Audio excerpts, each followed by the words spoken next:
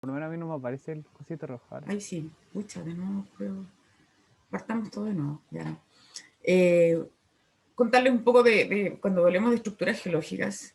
Bueno, si se fijan, este es un proyecto X, es un proyecto solicitado por ingenieros civiles en el área costera, en un área costera cualquiera. ¿Ya? En este caso, veíamos al inicio había una desembocadura tipo delta. Entonces, ¿cómo un poco entusiasmarlas y entusiasmarlos con esto? Si ustedes se fijan, cómo el geólogo o la geóloga le entrega los resultados a los proyectos de ingeniería de esta forma, especialmente en estructuras geológicas. Acá a la derecha, si se fijan, hay una especie de círculo con líneas con colores. ¿Ya? Entonces, bueno, es una proyección estereográfica, que es lo que vamos hoy día ya como rematar, o la próxima semana respecto a las estructuras geológicas. Entonces, un poco el objetivo que yo siempre he tenido al hacerle clase a ingeniería, especialmente en obras civiles, que como trabajo en el tema, poder contarles, para que ustedes cuando reciban información proveniente de geología sepan interpretar los datos.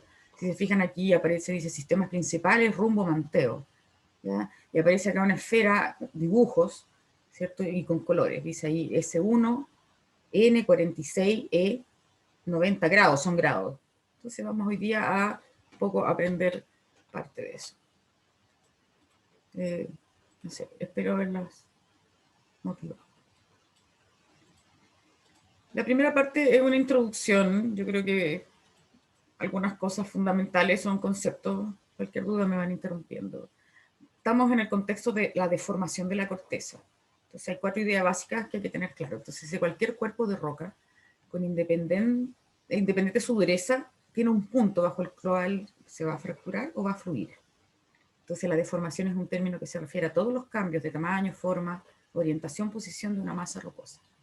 Y ya esto ya un poco lo hemos venido conversando, que la mayor parte de la deformación de la corteza se concentra en los márgenes de placas tectónicas y los movimientos de placas, las interacciones a lo largo de los límites deforman las rocas. Y se fijan ahí, vemos entonces una superficie y hacia el interior estratos o capas de rocas dobladas. Vamos a diferenciar también fuerza y esfuerzo. Ustedes tienen ramos de física, dice fuerza es lo que tiende a poner en movimiento los objetos o cambiarlos de dirección, pero cuando hablamos de esfuerzo, es la fuerza aplicada sobre un área determinada. ¿Ya? Entonces ahí hay que diferenciar un poco, y en este caso en geología hablamos de esfuerzos. Y la magnitud del esfuerzo no es solamente función de la cantidad de fuerza, sino que también del área sobre el cual va a actuar. Entonces, en general, dice, las deformaciones detectadas en materiales de la corteza son una respuesta mecánica de rocas y sedimentos a campos de esfuerzos. Y el esfuerzo básicamente va a ser fuerza partido por área. Y tiene distinto origen. Están los esfuerzos naturales, que nos referimos a esfuerzos gravitacionales, tectónicos, residuales, termales. Y en ingeniería son los esfuerzos que hay previo a la excavación. Muchos de ustedes van a terminar trabajando haciendo túneles. Entonces, bueno, cuando hagan túneles van a llegar a esto, a los esfuerzos naturales y a los esfuerzos inducidos, que son aquellos que se generan cuando se interviene el medio. Entonces, vamos a mirar la lámina de arriba. Dice aquí hay una cuenca, es decir, un sector donde se está acumulando agua y sedimentos, y aparece la presión de confinamiento. Esta presión la conversamos cuando hablábamos de si el manto estaba líquido, estaba en una contextura plástica. Entonces, bueno, la presión de confinamiento actúa en todas las direcciones con igual magnitud, por lo tanto no deforma las capas. ¿Ya? Entonces, para que haya deformación, tiene que existir un concepto que se llama un esfuerzo diferencial, es decir, que en una dirección el esfuerzo tenga mayor magnitud. Y en este caso, vemos que se parece a los Himalayas, siempre vamos a recurrir a casos que ya veníamos de la unidad anterior. Entonces vemos una colisión entre dos placas, las rocas se deforman y hay un esfuerzo en esta dirección, en este caso horizontal, que es mayor que el esfuerzo en otras direcciones. Entonces lo vamos a asociar a las placas tectónicas, dice esfuerzo compresivo. Es un esfuerzo diferencial, es decir, es mayor en una dirección que tiende a cortar los cuerpos de roca y están asociados a colisiones de placas tectónicas. ¿Y cómo reacciona la roca? Bueno, miramos estas imágenes, estas son del libro de Tarbuk, vemos que o se pliegan o se desplazan en bloque, es decir, se fallan. Entonces el esfuerzo compresivo, dice acá, es el esfuerzo y se concentra en los granos minerales en contacto. ¿Ya? Entonces, bueno, lo que hace que los granos minerales tienden a cortarse en la dirección paralela al esfuerzo principal y a alargarse en el esfuerzo de menor magnitud. Entonces vemos esfuerzos compresivos. La masa rocosa tiene dos formas de reaccionar, o se falla o se pliega, pero en este caso siempre hay un acortamiento, en este caso horizontal, es decir, el cuerpo como que se reduce en la horizontal y se alarga en la vertical. A diferencia de los compresivos están los esfuerzos extensivos, tensionales o de tensión. Vemos que tienden a alargar la unidad de roca. Piensen ustedes si alguna vez han comido, no sé, una caluga y la han estirado. Vemos que, ¿cierto?, tiende a alargar los objetos en el eje principal. ¿Ya? ¿Y dónde vemos esto? Bueno, en márgenes divergentes. Y, por último, creo que hay un audio ahí activado, por favor. Entonces, bueno, vemos los esfuerzos de cisalle o de corte, ¿cierto?, en los cuales igual que en la falla San Andrés, lo que conversábamos de los márgenes transformantes, hay un movimiento horizontal. Este esfuerzo también se llama cisalle o corte.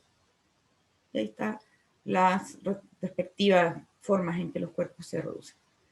Ahora, el tipo de deformación más fácil de imaginar es en fallas pequeñas, por ejemplo, cuando en este caso aplasta un objeto y se deforma. ¿Ya? Entonces, bueno, ¿de qué manera responden las rocas a estos esfuerzos? Pueden fluir en un estado sólido. Esto no ocurre aquí, sino que ocurre más en profundidades donde el gradiente geotérmico permite que las rocas, si en otras palabras, se metamorficen, ahí está muy asociado al metamorfismo, o se fracturen. Entonces, a la primera se le llama deformación dúctil y vemos acá ejemplos en terreno. Esto, ¿cierto? Acá vemos hay un estrato que está doblado, ¿cierto? Y obedecen a distintos efectos. Acá en este caso vemos esfuerzos compresivos. Ven que una capa de roca se repite. ¿Cómo se estudia esto? Bueno, a través de experimentos en laboratorio. Se simulan las condiciones, ¿ya? Y se hacen modelos análogos. Y cada tipo de roca, no sé, nosotros hablamos de los granitos, las andesitas, las pómez, la ceniza, hablamos de algunas piroclásticas. Bueno, cada roca, de acuerdo a su composición mineralógica, es decir, de acuerdo a la estructura cristalina, va a tener una banda de deformación. Y sobrepasando el límite, ¿cierto?, la roca se deforma o dúctil o frágil. ¿De qué depende? Bueno, de la temperatura, de la presión de confinamiento, el tipo de roca, si hay fluidos disponibles. Piensen en todo el ambiente tectónico, esto viene un poco de lo que veníamos conversando, el tiempo y de las propiedades mecánicas de cada material.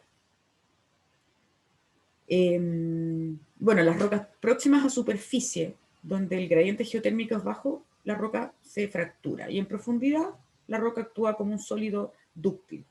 Y esto lo vamos a ver, ¿cierto?, a través de estructuras.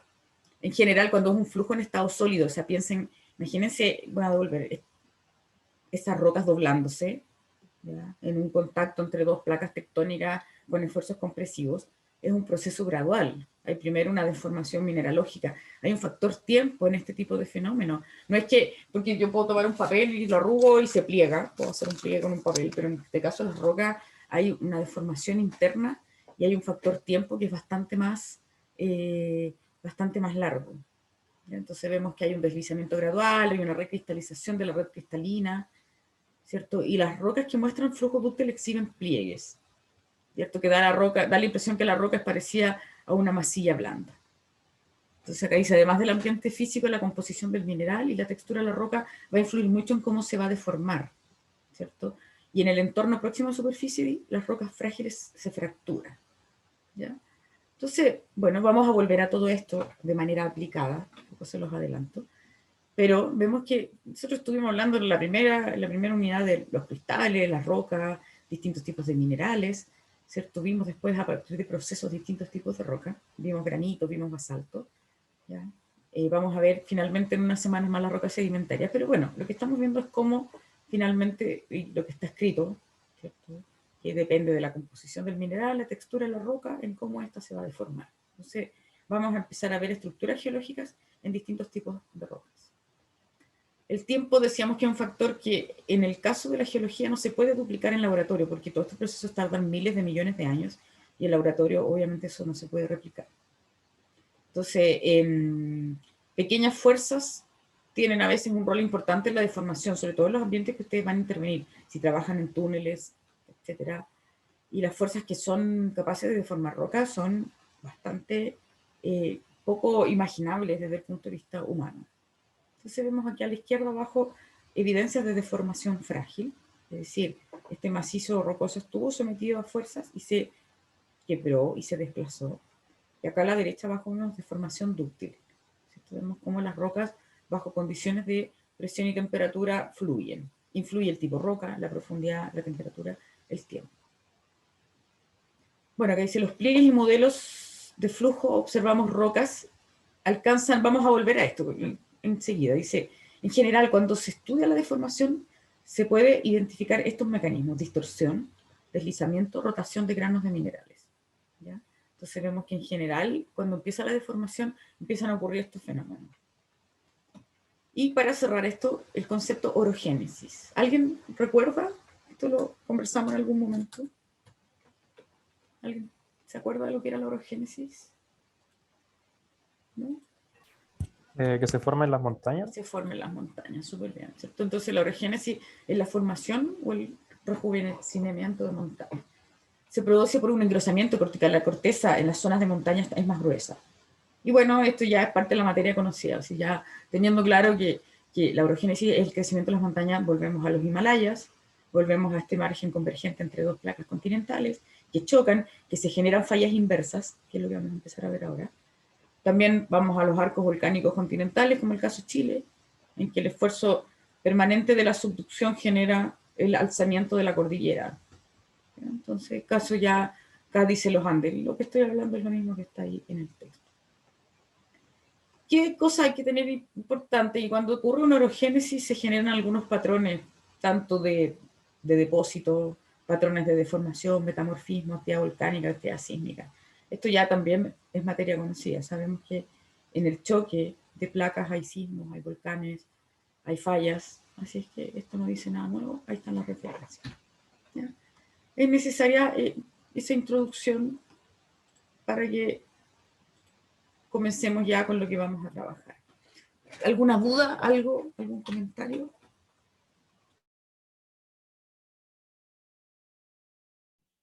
No, profe, creo que estamos bien. Ok, les adelanto el tiro, me voy a ir a lo final de esta clase, tiene hartas láminas, acuérdense que vamos a estar 2 semanas. Un poco para adelantarle a las compañeras, compañeros, ¿cierto? Si se fijan aquí, vamos idealmente a terminar trabajando. Esto lo hacíamos en clase igual, un mapa topográfico con curvas de nivel. La idea es que ustedes puedan imaginarse el relieve, aprender a construir estos perfiles con información geológica para poder, a su vez, intervenir el medio con obras de ingeniería. Y un poco adelantarles que esto va a ser aplicación. Vamos a trabajar en la prueba de aplicaciones de esto. O sea, si les enseño a reconocer cómo se ven las estructuras en un mapa, les voy a preguntar un mapa, y en eso vamos a trabajar hoy día, mapas, aplicaciones. Entonces les adelanto un poco que más que estudiar los conceptos así como definiciones, la idea es que las comprendan y trabajemos con aplicaciones. Acá hay una pregunta. Esa es una foto de una visita a terreno con hartos estudiantes y estudiantes. Dice, ¿y qué implica la presencia de rocas en capas? ¿O qué tipo de rocas se depositan en capas? Hablamos muchas, farellones, abanicos, las del cerro San Cristóbal, Manquehue, Renca. ¿Qué tipo de rocas se depositan en capas? Las sedimentarias. Sedimentarias, ¿cierto? Las que de fondos marinos. ¿Y cuáles otras? Por ejemplo, las lavas, coladas piroclásticas, cenizas, otra capa de lava. ¿Cuáles otras? Las cosas que están en la superficie básicamente y con la erosión van quedando sobre la tierra, se van depositando. Y con el tiempo llega otra y otra y otra. Ya, sí, claro. Y las volcánicas también. Piensen que las coladas de lava se depositan finalmente en capas. Acuérdense de los estratovolcanes. ¿Se acuerdan cuando les hice dibujar un volcán? Que mostraron en la pantallita de un volcán. Bueno. Ahora, ¿qué pasa después? Fíjense acá. ¿Por qué las capas están inclinadas?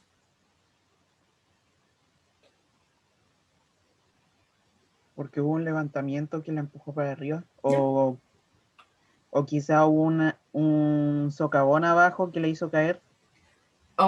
Ya, pero acuérdense que las rocas se deforman en largos periodos de tiempo, por lo tanto, así como que ver que ¿cierto? Haya volcado así. ¿Cuáles son los esfuerzos que hacen que las rocas se doblen?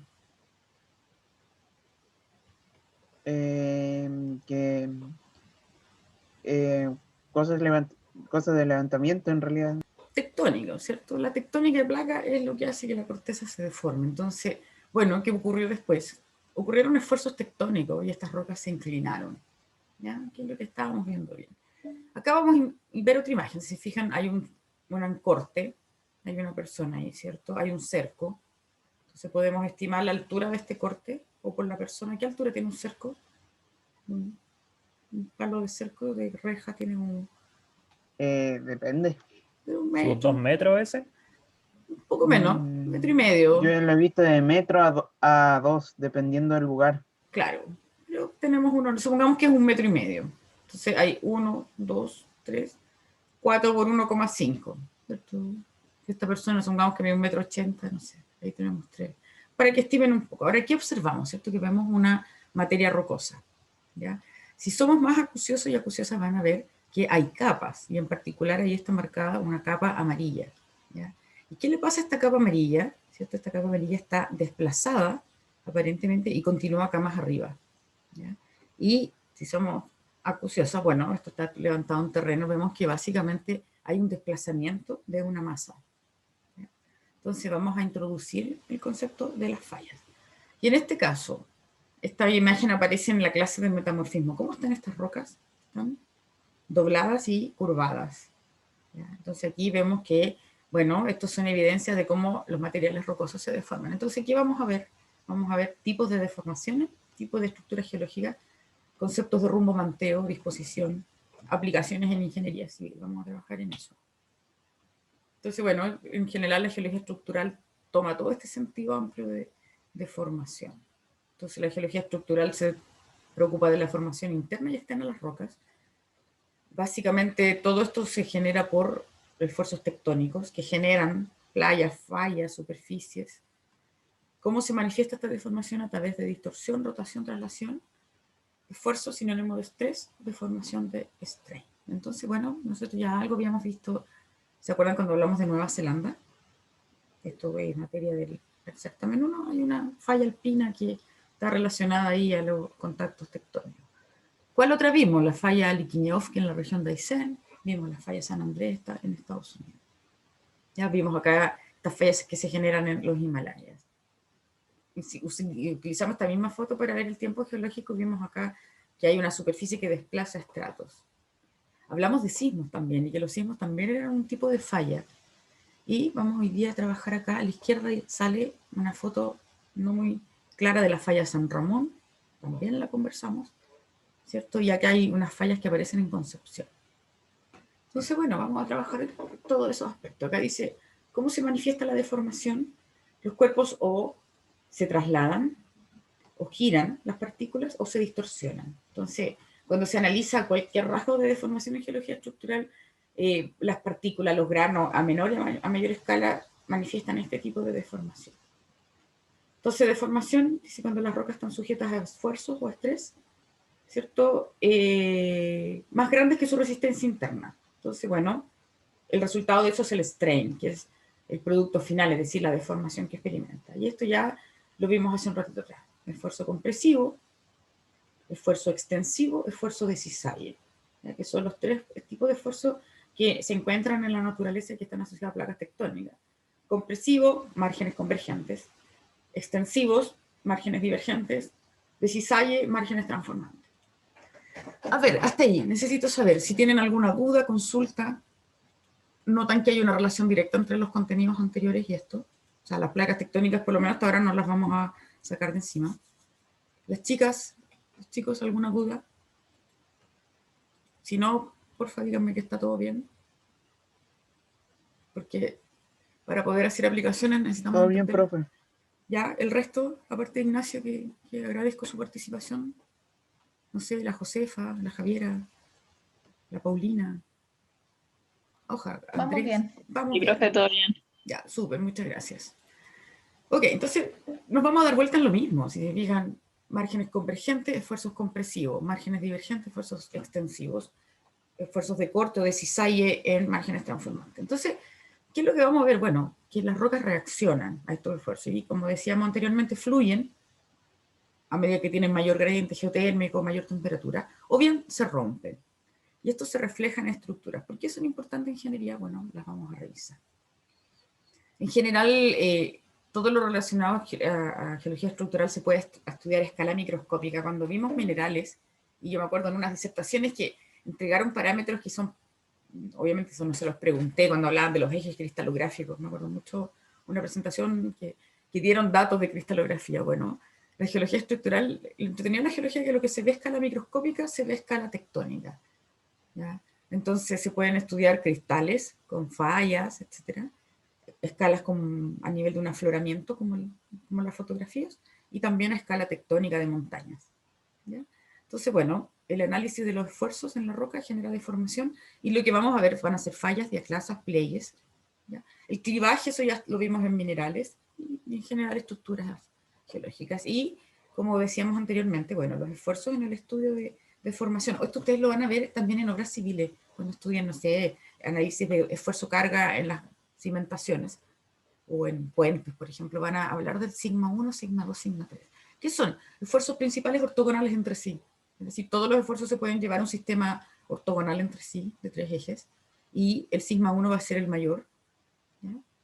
Sigma 2 y sigma 3. Entonces, bueno, esto un poco decíamos que las rocas se deforman cuando se ven sometidas a esfuerzo, y que esfuerzo era fuerza partida por área.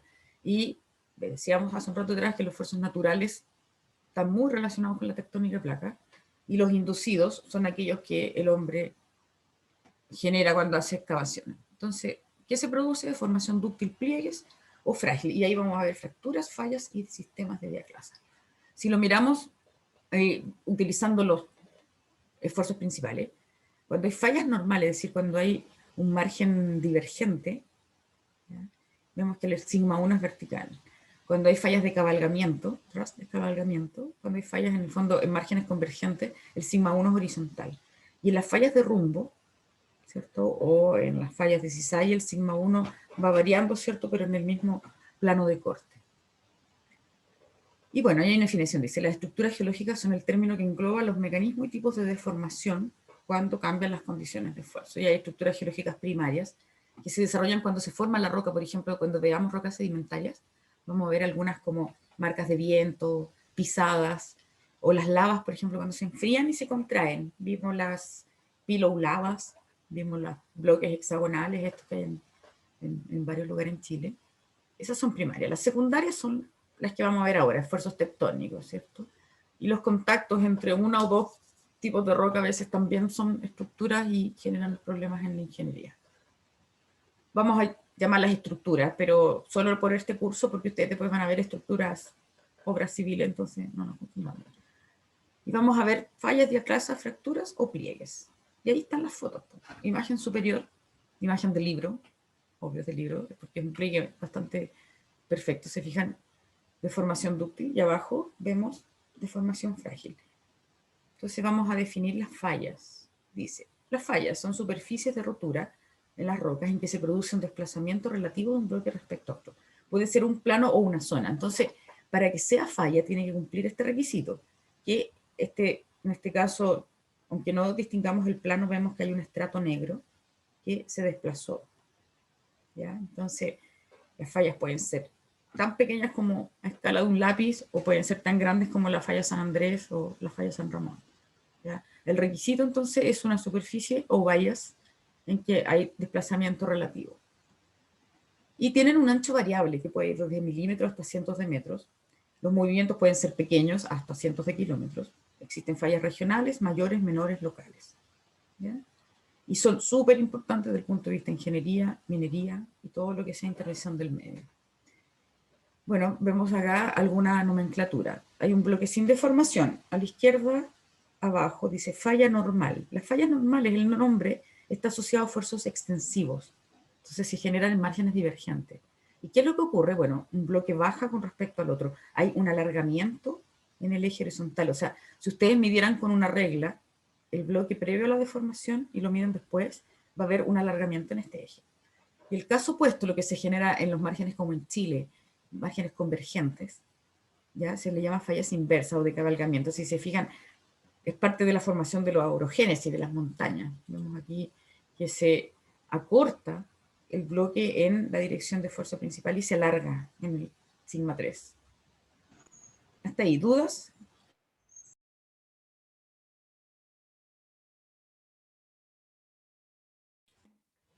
¿Hay alguna duda?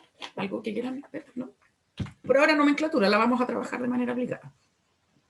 Las fallas de rumbo, o las que están asociadas a esfuerzos de corte, nosotros las conocimos en tectónica, se le llama transformantes, pero a escala menor se le conoce como fallas de rumbo, ¿ya? Y hay dos tipos, están las dextrales.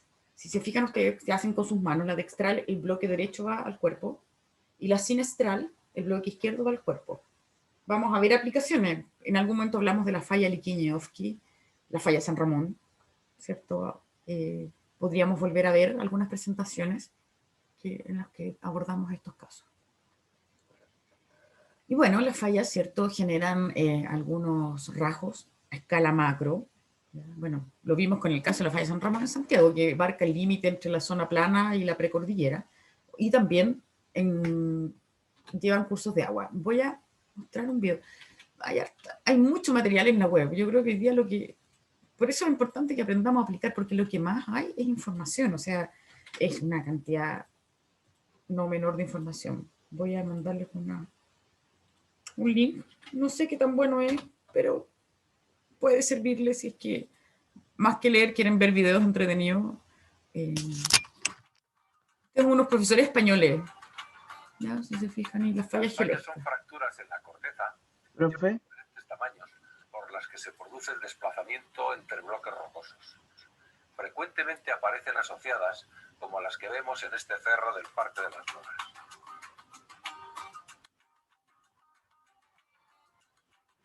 Pueden formar por esfuerzos tectónicos compresivos durante procesos orogénicos, por lo que están asociadas a pliegues, por gravedad o por desgarre. Pueden ser límites entre placas tectónicas y a lo largo de ellas se produce el movimiento lateral de una placa respecto a otra. Frecuentemente, las fallas, al ser zonas de debilidad, encajan ríos, como vemos en este estrecho cortado, el desfiladero de los Almadenes, por el que discurre el río Segura.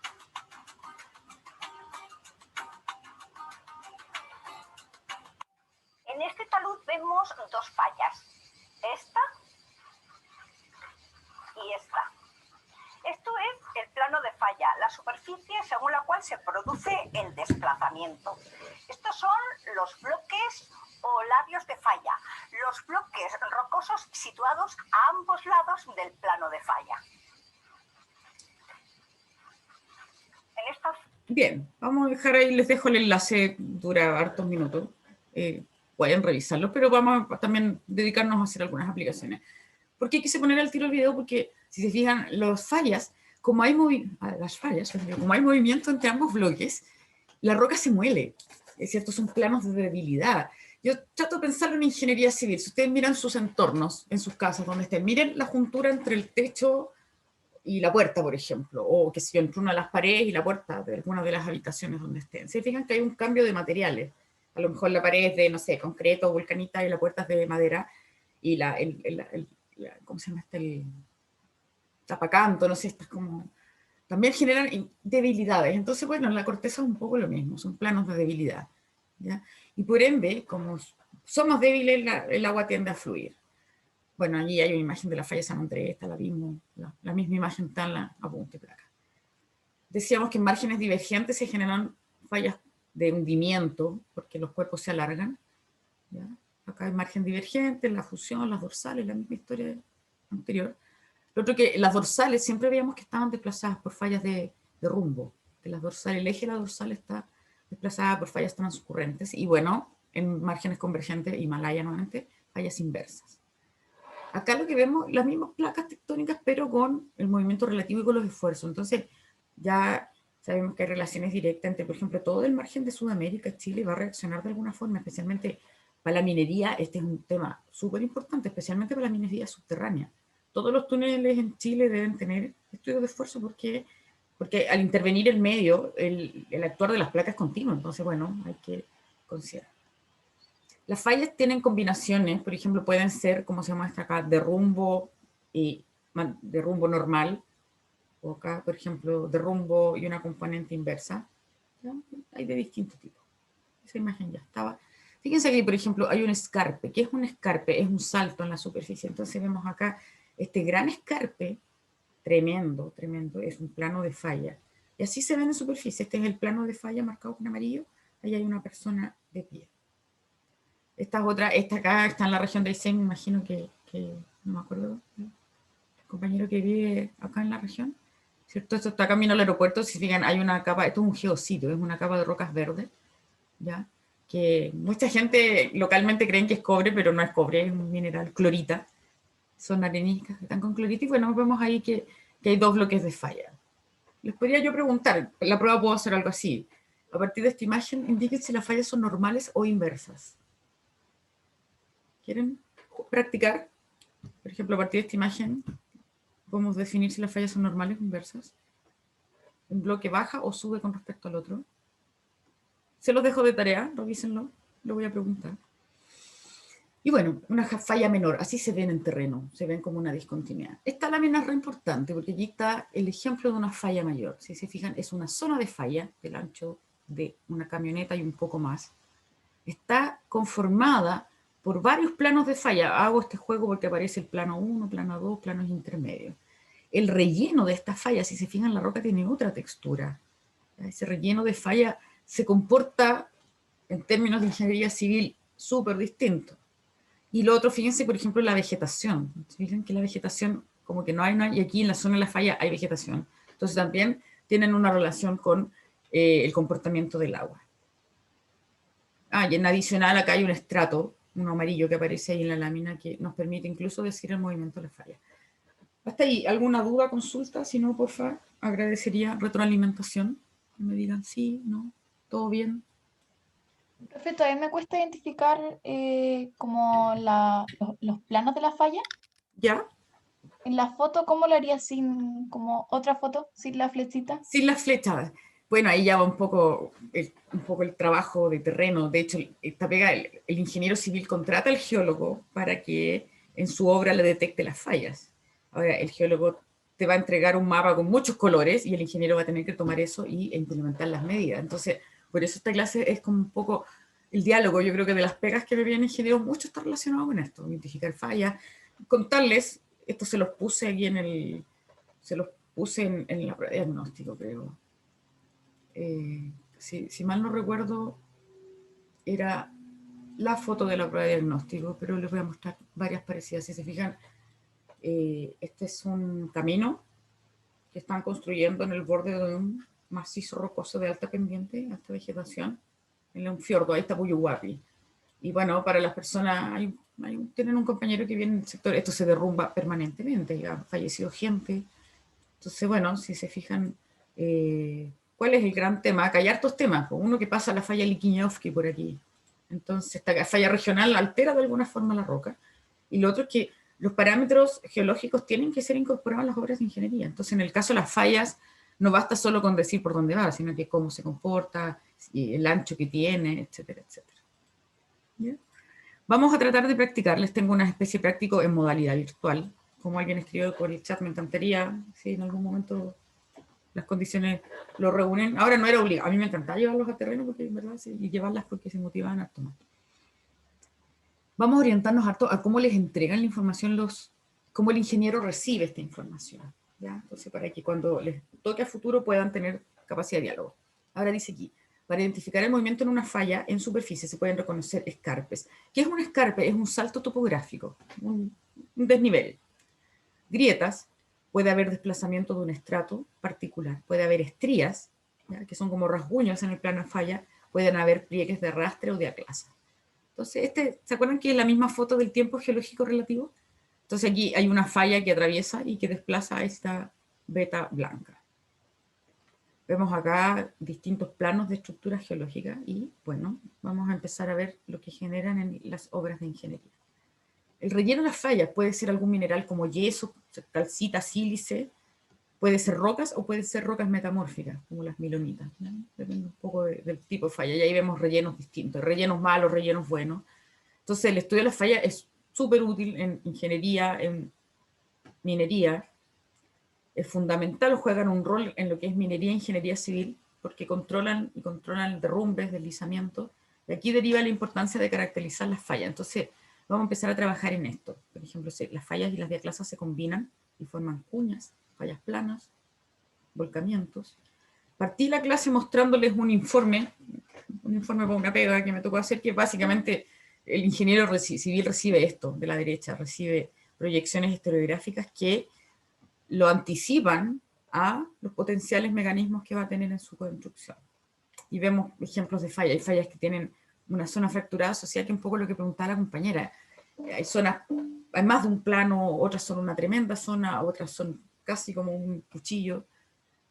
Y bueno, en eso vamos a trabajar. ¿Alguna duda? ¿Alguna consulta hasta ahí?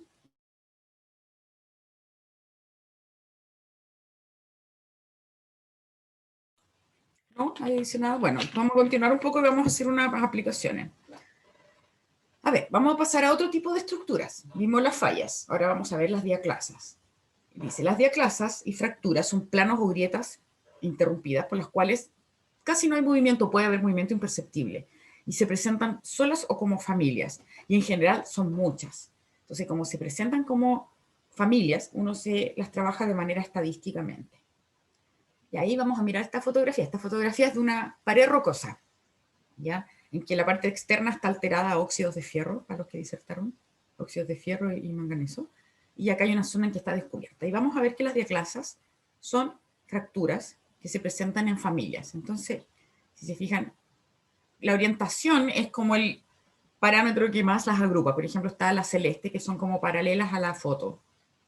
Está el sistema azul, si se fijan, que aparece ahí con una orientación similar. Está el sistema amarillo, ¿ya? Que son las que...